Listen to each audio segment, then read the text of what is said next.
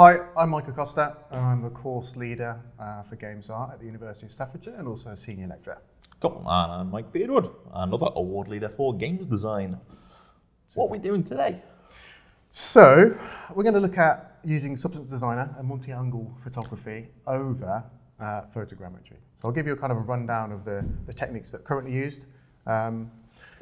And then we'll try and get this into SpeedTree. If we run through this presentation fast enough, we'll get into SpeedTree and I'll be able to show you how it all functions together. So the creation process, techniques for leaves. We'll look at how we can scatter them on the ground using Substance Designer. And then also we'll take it into SpeedTree to see how we can get some proceduralness of a tree using the leaves that we grow in. Fair enough. So, leaf creation techniques are pretty similar to any other asset creation. So the standard process is that you create a high poly leaf. That could be in any software that you choose, like 3D Studio Max or Maya or whatever it might be. You bake that down onto a low poly. So in this instance, because it's a leaf, it will most likely be baked down to a plane. Then you can add some topology to that low poly plane so that you can able to have some sort of deformation and bend the leaf into position so it doesn't look like a completely flat object. And then you apply materials over the top. So the variations of that method currently are you could use ZBrush for doing the high poly sculpt side as opposed to doing something like sub-D modeling in ZBrush or, in Blender or Max or something like that. Or you could use photogrammetry, which is quite a long-winded process, and I'll explain why in a moment. And then the third option is the one that I'm going to kind of vouch for here today, is that we use multi-angle photography. So it's really multi-angle lights with a camera in the same position. So it depends on the studio. There's different workflows. I know Bulkhead at the moment, studio up in Derby, are looking at creating their own sort of self-contained multi-angle photography unit that they can just take on site, plant it down where they want to take images of various grounds, materials, and it would automatically take all of these shots for them. So it's kind of happening now, which is cool. So the workflow that we're going to go through today, if we can get through it all, is that we're not going to go and photograph leaves. I've done that bit already. But I've also done the Photoshop part, but I'll show you it and I'll show you what I did. It's very simple. It's called a masking out the leaf, so we can get the top-down shot of the leaf, because we need that in order to use it as a mask, to mask out all the others. Okay. Then we'll go into Substance Designer and I'll explain how the multi-angle nodes work. I've already got it set up, so we can speed through that process quite easily with me explaining what the nodes are doing as opposed to creating them on the fly. But it will use things as like blending color and blending normal, and then using that mask on the top to kind of make sure that we get the leaves themselves. We'll then use an Atlas scatter to scatter the leaves, as you can see in this bottom right-hand image here, to place them onto a floor, pre-made floor again. I'm not going to take you through the process of making a floor. We haven't got time. And then you can export that texture set of the leaves, and we then can take that into SpeedTree. And it's in SpeedTree that we're looking at, how can we replace the cards for the leaves? How can we make sure that we're, not using huge amounts of overdraw, which we'll talk about as well, and I know you know about that yourself, to make sure that it's all acceptable and it works. So, first part is you should always be thinking about the size of the leaf and how much screen space it's going to take up. Leaves can vary. If you're in a jungle, they can be like the size of your head, and if they're, small little leaves are going to be on a plant, then you should always be thinking about what sort of pixel ratio that's going to require. So that you're not using sort of 4096 textures for a leaf that's sort of the size of someone's eye. So just to give you an idea, if you're on like a first-person game, I'm working on sort of 1024 per meter, then you'd be looking at, if you had a leaf that was like this one over here on the right, that was like the size of a human head, you're probably looking at that leaf taking up only like 256. Yeah. Okay. Why are we doing this? You could just go onto Fab or textures.com and download some of these. Like, this is the result we want to get to with our process. You could just go ahead and do that by downloading them, and there's plenty of options out there available for you. Why do you think we wouldn't bother doing that? Yeah, why every game could just be the same? That would be great. No way, it wouldn't. It would be terrible. Yeah, so you don't want all studios using the same ones, and if you're a student and you're putting these things into your portfolio, they're going to recognize the same leaves being used over and over again, or branches. So this process negates all of that. So I'm not going to hate on photogrammetry. I have a soft spot for photogrammetry, but it's very varying in its results. So you can see the two images that you got on screen here. There's a lot of things that you need to have in place for it to be done correctly. It's the most labor-intensive option of all of the ones that we spoke about earlier. It requires correct lighting, cameras, polarized lenses to make sure you're not photographing shiny things because they don't tend to come out very well in photogrammetry, tripods, gimbals, etc. And the results you can have are these. So the one on the left is more likely done with like a mobile phone where you're not getting very good resolution. You wouldn't want to put that in a game, it would look awful. No. And then the one on the right, I can guarantee took you a long time to get that level of fidelity. So to get a good result in photogrammetry, you need the following. You need a camera. Ideally, not a mobile camera. You won't get enough resolution, and that will come clear in the example that I've got on Photogrammetry in a moment. This cross-polarizing lens at the top here, this allows you, as you rotate that lens, it removes the sort of the gloss and the shine that you can see on this this metallic object you can see here.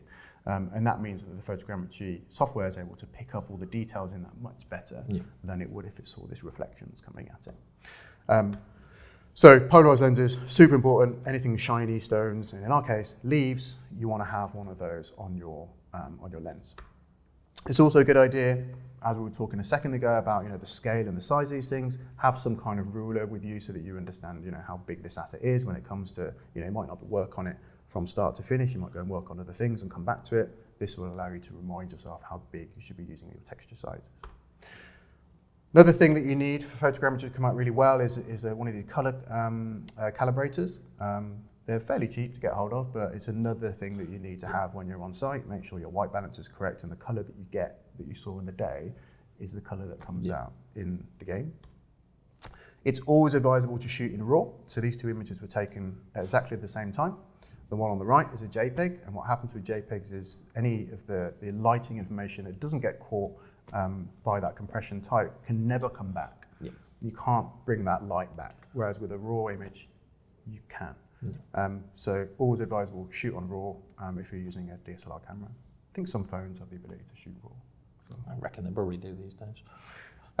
Lighting and shadow, all of that information, the light and the shadow in games is done in real time, or baked. But it's decided by the person who's kind of creating that level, or the lighting expert.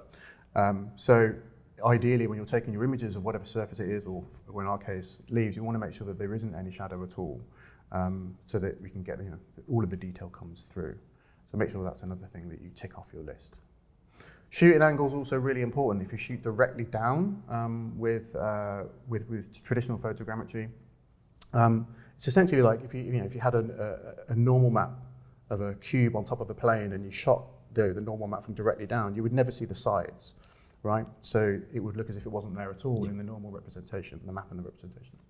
So you need to have some kind of bevel slightly to the edges of that cube, and then the normal map can pick up those details. So it's exactly the same process. Make sure that your camera's kind of taking images from slight angles in order to capture everything, all the details that you want. You also need to make sure that you're shooting in almost like a snake-like fashion.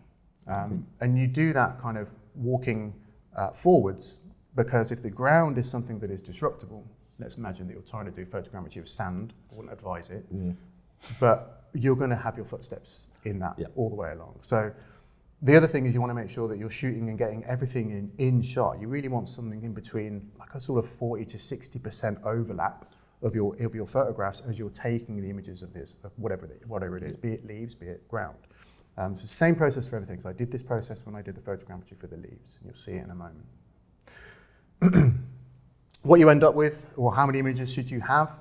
Anywhere between 20 and 150. Anything below 20 in the software, things like reality capture doesn't really like it, and it won't want to do anything with it. Up to 150, I've seen people take many more than that, and it all depends on sort of how much detail you want to capture. The next step is that you may have lighting information whilst you're out and about, or whether you're in a studio and the lighting perhaps changes. Maybe you went for lunch, you came back, something slightly changed. Your images may have inconsistency. So then you also need to take those images into things like either Photoshop, using the RAW settings, and you can clean them all up, essentially bring that consistency back by auto-toning all of your images. You don't want to make too many tweaks to it, but you need to make sure that they're all roughly the same so the photogrammetry software can pick out that information. Once you've done all that, you then need to pick out the software.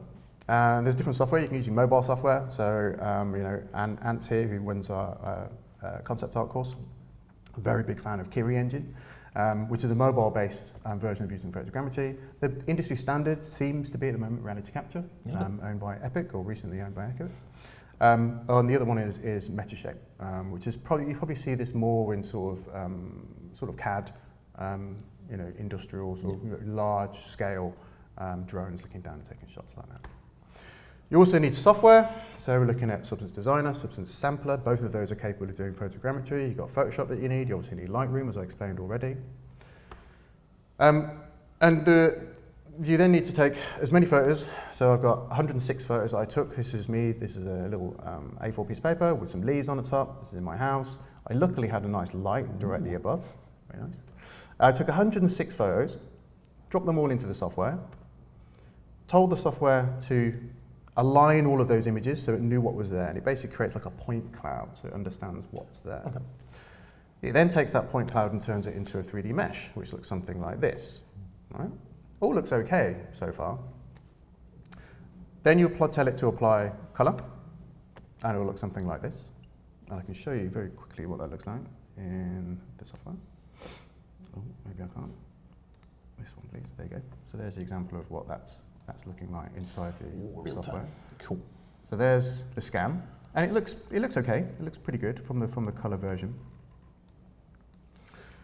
Let's bounce back. You can then export that high-level detail, the scan. You go into software like, in this case, Blender I chose. You create your low poly. We've already explained for leaves that's most likely to be something like a plane. So I created a plane, brought that plane back into the photogrammetry software, so imported the model. And then we essentially project all the high poly detail, so the normal map, the roughness maps, project that down onto the low poly. All of this. And there's still more, right? You still then you've got to export it all as well, okay? And we've done all of that. We've got some leaves. They're on a plane. I've now brought them all back into Blender, and you can see that they're there. So my photogrammetry worked, right? However, that normal map is horrible. I would say that's burning my arms. Fair. And the other thing, what do you think we need if we want to get these guys individually into a game? What would we need to do to this plane in order to do that, do you think? Cool, I'm going to need to chop it up, definitely. Triangular. So you need an opacity map. Yeah. Right. So the one thing that the photogrammetry software, reality capture, doesn't do for us is create opacity maps. Cool. Right. So there's a job. You've then got to go around and cut out all of these. Yep. So the other option, the other problem is that everything's flat, completely and utterly flat. Right. So that's a lot of hard work. There's another way. Okay. I managed to go, this is the example from Fab. This is the example that I did using the multi-angle with lights version. And I managed to do all that without using any photogrammetry at all, right? This is how you do it. So camera setup, your camera's looking directly down at your leaves. So I chose just to focus on, I think I focused on 3 at the end. And then you can see my light source in these images here is changing. So there's my hand. This is I was at home and my wife walked in. You have to have a completely black room to do this. So you need just the light source from where your light is. And she walked in and said, "What are you doing?" So the things we do to upskill, right? Yeah. But yeah, so you need your light source in all different areas. I can show you briefly what that looks like as well if we jump into Photoshop.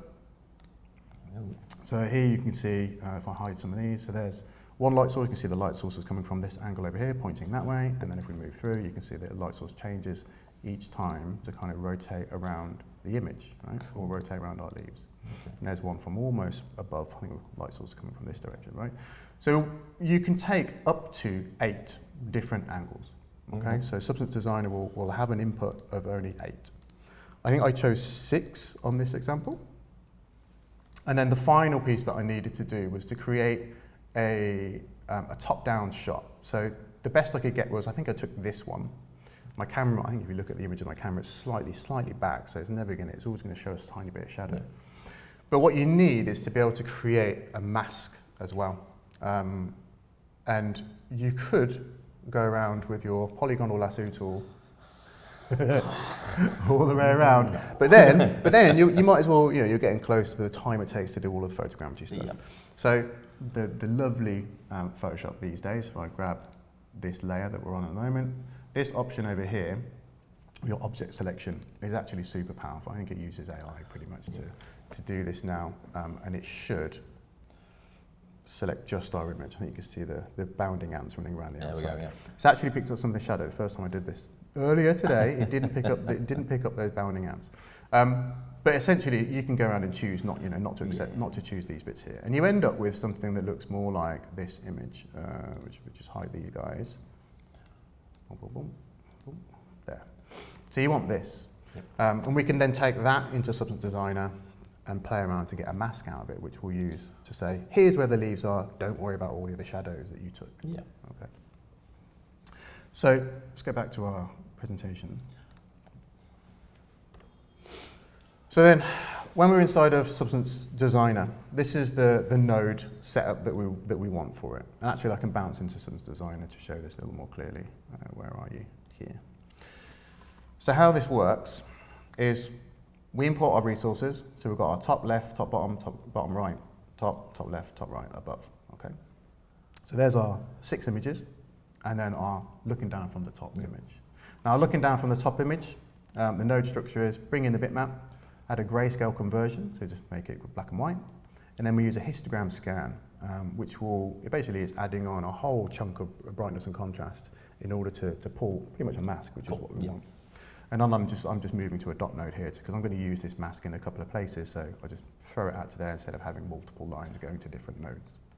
So that's that first step. So that means that we've got a mask. We know we're going to mask out just our actual leaves. At the moment it's inverted, you can see at the moment, because we're going to use that mask as inverted to get rid of some of the shadows that we see running around the outside, right? And the mask gets used for both our albedo and our normal. So these two nodes, you'll find them in the library. Just do a quick search and you'll see them. Here we go. So multi-angle to normal and multi-angle to albedo. So we drag these two guys in. And then for each of these, so if I click on the normal one, you can see over here we've got the sample amount. Maximum is 8. I've chosen 6. You also, quite an important thing to remember is that you have which direction did you have your light source going. So I was like, okay, well I did it clockwise, or I've ordered them clockwise. Yep. And then they're plugged in. So first input down to the 6th input, they're just joined up. Simple, right? That then gives you a result, which then we want to say, okay, well that's perfect, but I can still see, if I double click on this guy, I can still see all the shadows, right? Yep. Give us some space. I'm still seeing all of these shadows everywhere, right? And that's where our mask comes in. You can see all the different leaves there. Yep. But what this process is doing is it's combining all of that normal information, which normals is just light, right? Which direction's the light coming from. And it's putting those all together in order to give us a much higher resolution finish to our normal map. Then our mask is coming in here. Look. So here, you can see how it's linked. Our mask is linked in here, and the reason why I haven't flipped it around, because we know we want this the other way around eventually, because we want to see the leaves, not the background. But for this case, we want the background to be removed. So we want to know where the background is, that's what the mask's doing, and we're saying replace that background with just normal flat colour, which then gets rid of our details, right? So just bounce on those two just to show again. So here, all of our shadows, here, gone, nice and clean. Nice. Exactly the same process works for the colour, right? So I don't need to go into that straight away. This bit here is just me playing around with trying to get some kind of roughness map out of it, and it's a lot of kind of tinkering. This is a little bit of kind of playing around and throwing it into SpeedTree or even into Unreal and just seeing whether the roughness is too high or too low. You can change roughness map on the fly inside of Unreal anyway, so it's not. We don't need to go into that step just now. So our normal map just comes straight. Let's give this a bit more space. Our normal map just comes straight out. We're only dealing with 2D here, so we don't really need to look at the 3D.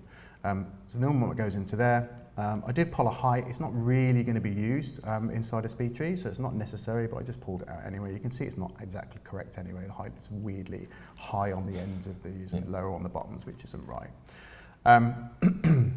So that's that process. Then we want all of these guys, well, not my little, this by the way, if anyone doesn't know, I think I've got time to explain this. If you're going from a substance designer project to another substance designer project, whenever you open them, it always defaults your height scale down to 0, which is really annoying. You have to go back through the process of trying to add the height scale back in. You don't have to do that. You can add an input node, so an input value, and an output. And the output just needs to be set in here to height scale, whack the input in, and then straight away you can have height variation. And whatever you set this to in here and hit save, when you open it again, it'll automatically go back to that. There you go. So there you go. That saves a lot of people a lot. Probably, I don't know how much time that saves people every time they open up Substance Designer. Cool. So, and then we want these guys here, so we just come straight to the top and just say I want to export these. Job done. Ideally, you want to be exported as targets. The games industry tends to use target more than anything else. I see people still using things like JPEGs, what would happen, Mike, if I sent you a JPEG, you sent it back to me, I sent it back to you for about 4 times? I'd cry for starters, but yes, we'd lose all definition every time we save it. We're obviously compressing it, so the data just gets stumped together, and all this tasty work on normal maps would probably come out as just blue. Exactly. Not good. Exactly. Yeah, don't use JPEG. Right, jump back to the presentation, which is here. Oh, here. There we go. Sorry.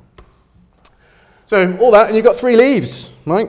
Which is not really that useful, especially if you want to, scatter them in various places. Yeah. So what we can do is, I'll jump back into Substance Design again in a second, but we can scatter these leaves around. And so even though they're identically the same 3 leaves, because they've been scattered around and they're bouncing around the height of the material that we placed underneath, it doesn't quite look like that. They're the same leaf all the time. So just quickly what that process looks like. So here you can see that I've got, this is my graph for my leaves, which is under here. And then all I did was I opened up an old graph of mine, which is just a cobblestone path. And then I brought in my leaves. So it might take a second to load.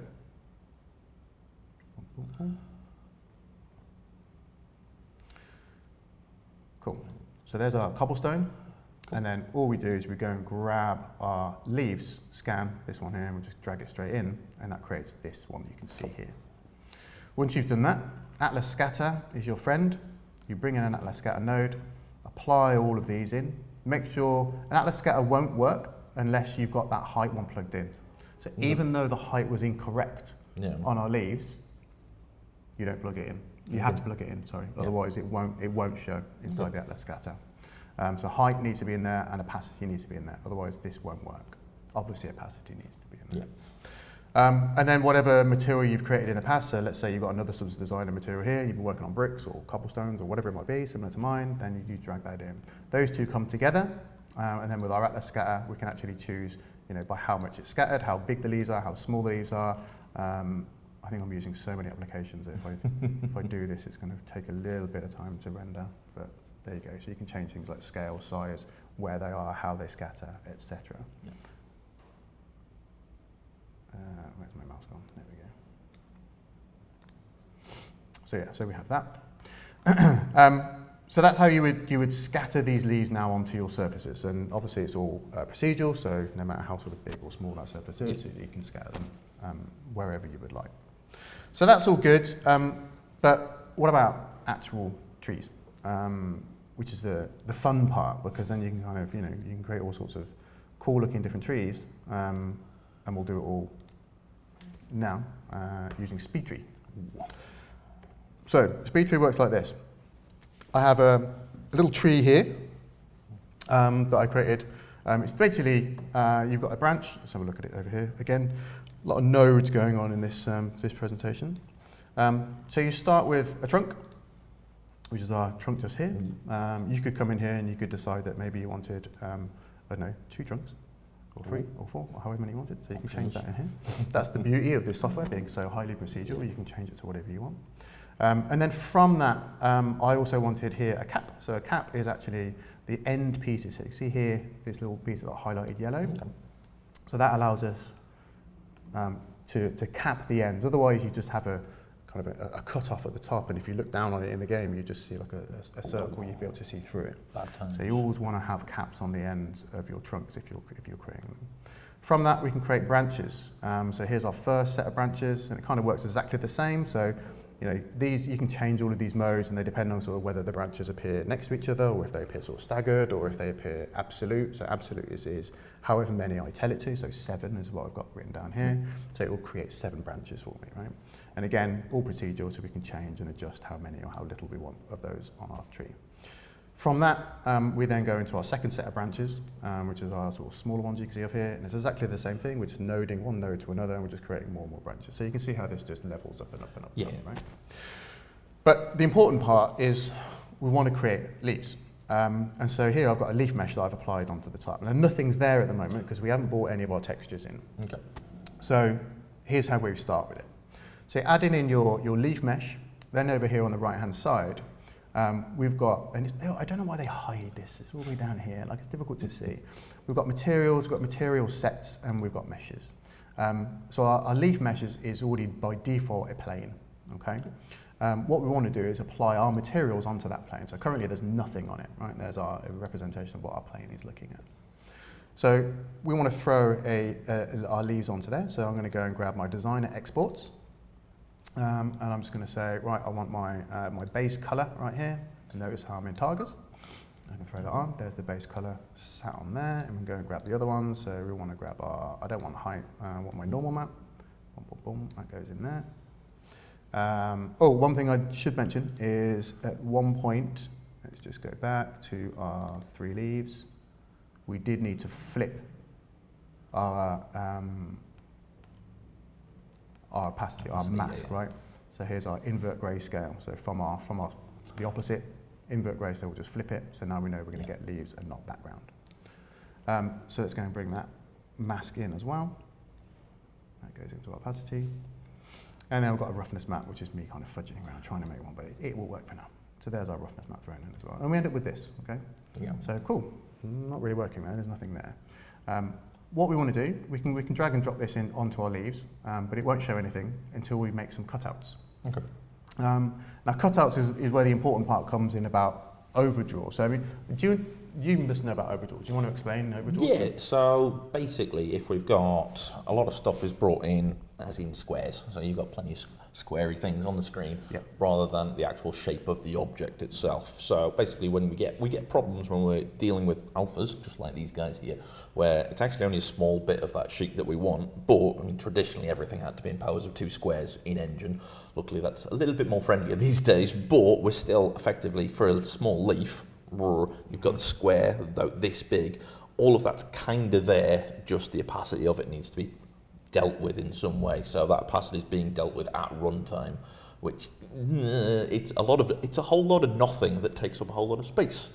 There you go. That's a terrible example, yeah, but good. No, it's spot on. And like obviously with plants and vegetation, the more that you have of those leaves, each of those pixels is having to render through each one of those opacity maps in order to get to, well, what's behind it? What do I want to see behind it?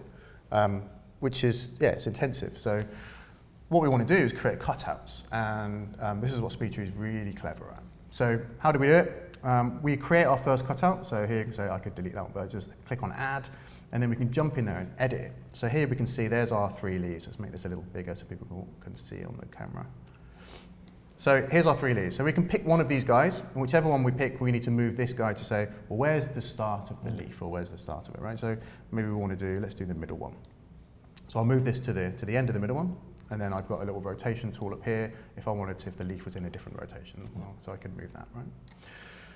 Then we can start creating. So you can see there's a first dot all the way up here at the moment. I'll probably delete that one in a second, because when I put my second couple of dots in, it's going to start creating triangle based off of that. I can grab and move that guy now and bring it over here. And essentially, this is our cutout. So we're looking at, well, how can we cut around this leaf, but not too much? You know, we don't want to have. There's a playoff, right, between. There's going to be lots and lots of these leaves. Loads of them. So if you have too many polygons making up each individual leaf, then you've got to play against, your overdraw versus your polys, your try count. So I'm going to grab another one here, but I also don't want to cut. I don't want to cut through my leaf. I want to still see it. So you want to get nice and close as possible, but still be able to see the leaf. Let's go somewhere here. Let's go somewhere like there, and a third one to the end. So that's pretty. What do you reckon? Cool. Is that right? That work? Close enough. Now, depending on where this leaf's going to be and how close you're going to get to it in the game, you do have the option to refine the amount of tessellation. So you can see at the moment, my tessellation amount weirdly doesn't give you a number on this software. Like, it would be nice if there was a number, so you could just set it all every time. Like, right, I want no polys to be this. If someone knows, it can let me know. But there's no tessellation number on here. But if I increase this, you can see I'm increasing the tessellation amount, right? So if we know we want that leaf to be like super close, we're going to get really close to it on the camera. We want, the focus is on that one particular plant, because whatever storyline meant that character loved plants. And was staring at it really closely. Then you'd probably want a whole bunch of polys for each leaf, right? Yeah. But we can cut that right down. And then just have sort of maybe this much. And then over here you can set what do you want your high poly, what do you want your mid poly, and what do you want your low poly to look like. So in our case, I'm just going to throw this into all of them just for speed. And then once I've done that, what we should be seeing, fingers crossed, is leaves on our tree, right? And that process then can just be, he's telling me I need to say thank you. That process then can keep going. So we can go back in and create another set of cutouts. So we'll go back to our materials. Up here where our cutouts, we can add a second set of cutouts, go into edit, and we're back at the beginning again. So let's say we want to get some of these lines, little red ones in there as well. So very quickly, we can throw that in. We can chuck this over here.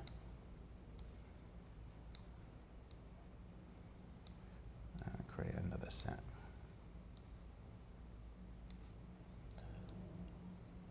One more, two more, one more, two. A little bit of tessellation on there again, and then bang, bang, bang. Oh, I can see those leaves already there. Okay. And then we can see we've got some of them are our first set of leaves, and some of them are our second set of leaves. And then it's a case of working through with our mesh tools over here to choose, how well do we want them to be? Do we want them to walk perfectly flat? Do we want to add in some forces? So like we've got a force over here, you can see. So this is just me coming over to, where is it? Just over here, we've got these forces. We can add a force into the scene. And we can come into our forces over here and we say, actually, I want the force of our gravity or our directional force to apply to our leaves. And the amount we tell it to apply to it is how sort of droopy we want to make our leaves. Dead plant. Yeah. And SpeedTree has the ability to have, weather season changing as well. Okay. So you could have, each of these, your first set could be bright green, your second set could be like orangey, your third set could be like looking like they're sort of shivering up and falling apart. So that's how that process would come together in order to make what we just done. There we go. And that tessellation that we just put on with your cutouts is effectively how these guys are getting shriveled up. Exactly, yeah. So for each of these little leaves, if you wanted to kind of focus on, let's focus on like one of them, this guy over here. We could choose for how sort of big or small that thing was, whether it was kind of curving. You see here, and you can see where the tessellation is, right? You can see these sort of hard edges starting to come forward because of it.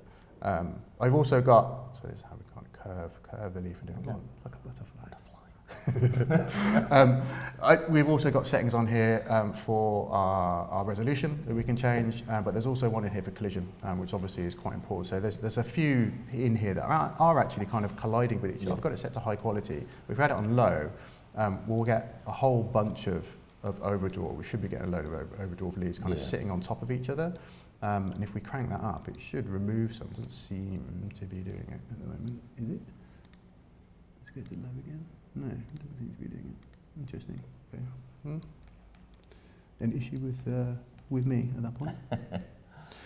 But yeah, so there you go, right? That's how we create leaves using my method. Well, not my method, but the multi-angle light method. Instead of needing a ridiculous amount of stuff. Yeah. And that's good. Just a mobile. And, so there you go. Thank you for watching, and until next time. Here we go.